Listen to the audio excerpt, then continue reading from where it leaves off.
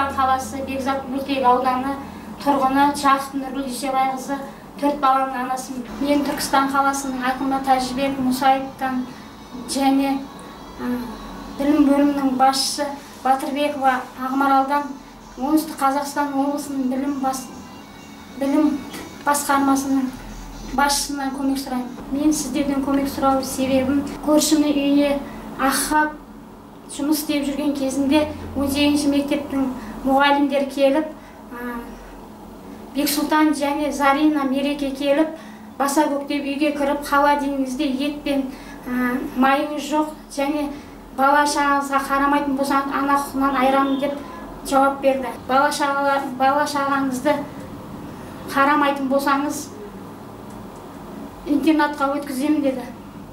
Мен сіздерден сұранарым, бала шағымнан айырмаса екен деп үміттенемін.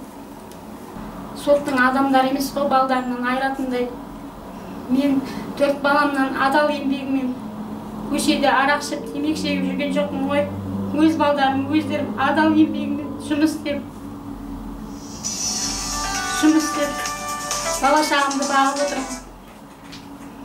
Мен сіздерден көмек сұраймын. Менің балдарымнан айырмаңыздаршы, мұғалімдерді жазалауларыңызды сұраймын. Маған көмектесіңіздерші.